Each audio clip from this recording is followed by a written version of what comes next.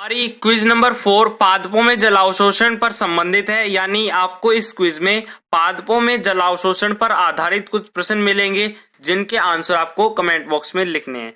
ये प्रश्न only 12th level के लिए नहीं है, बाकी जो ऑल कम्पिटिटिव एग्जाम्स हैं जैसे नीट, एम्स, जिपमर, उनके लिए भी बहुत महत्वपूर्ण है। तो वीडियो अंत तक जरूर देखिएगा। तो चलिए शुरू करते हैं। क्वेश्चन नंबर 1 है, किस पथ में प्रतिरोध अधिकतम पाया जाता है? आपको इसके लिए 5 सेकंड दिए जाते हैं। तो चलिए, आपके सामने ऑप्शन खुलकर आ गए हैं।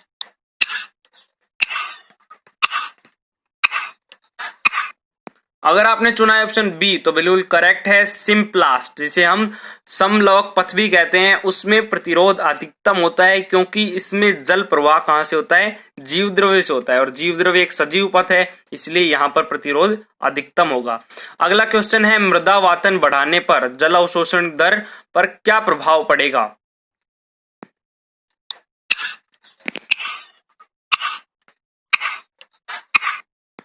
अगर आपने ऑप्शन ए चुना है यानी बढ़ेगी, तो बिल्कुल सही है।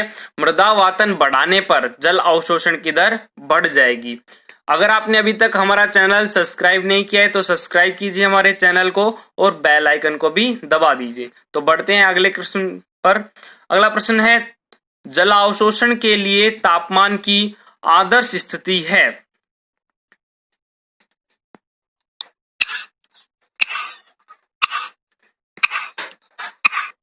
अगर आपने चुना है ऑप्शन सी तो बिल्कुल करेक्ट है। यानी जलावशोषण के लिए आदर्श तापमान कितना होना चाहिए? 20 डिग्री सेंटीग्रेड से 30 डिग्री सेंटीग्रेड। तो चलिए अगला क्वेश्चन 4th नंबर क्वेश्चन है, खनिज लवण की अधिकता से जल अवशोषण दर पर क्या प्रभाव पड़ेगा?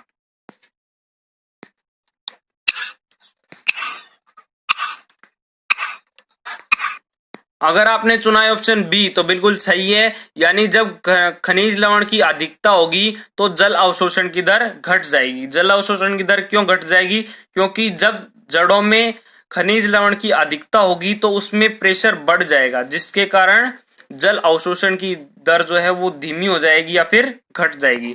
तो चलिए अगला क्वेश्चन है 5th नंबर क्वेश्चन, दो कोशिकाओं को जोड़ने वाले स्थान को कहते हैं।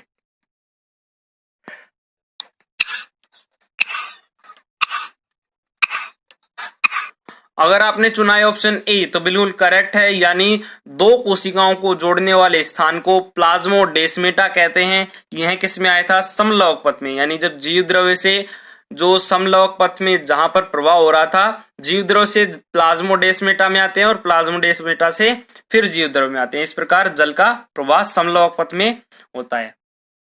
अगला क्वेश्चन है, एपोप्लास्ट में जल का प्रवाह किस क्रिया द्वारा होता है?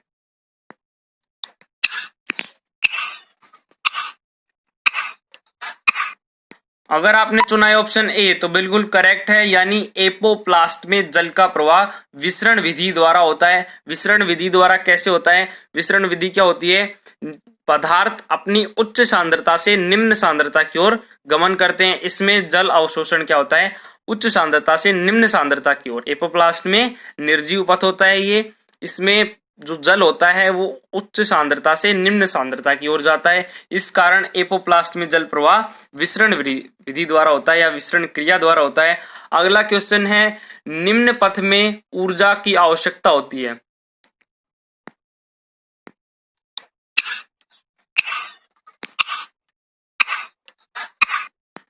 अगर आपने चुना है ऑप्शन बी तो बिल्कुल करेक्ट है। सिम्प्लास्ट में।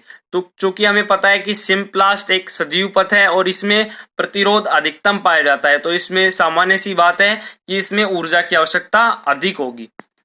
अगला क्वेश्चन है क्वेश्चन नंबर 8, जल प्रवाह के लिए सजीव पथ है।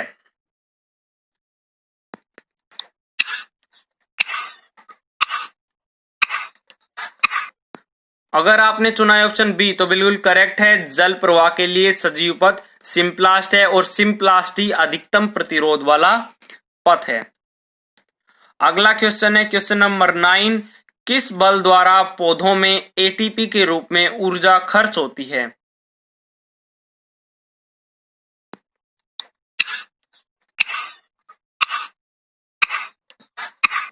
अगर आपने चुना है ऑप्शन ए तो बिल्कुल करेक्ट है, यानी सक्रिय जल अवशोषण में एटीपी के रूप में खर्च होती है ऊर्जा।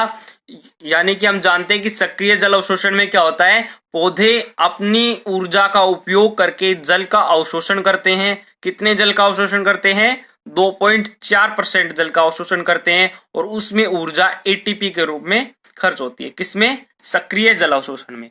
तो आगे बढ़ने से पहले यदि आपने वीडियो को लाइक नहीं किया है तो लाइक कीजिए वीडियो को। तो चलिए शुरू करते हैं अगला क्वेश्चन। क्वेश्चन नंबर 10 है, सक्रिय जल अवशोषण में मूलों में एक धनात्मक दाब उत्पन्न होता है जिसे कहते हैं।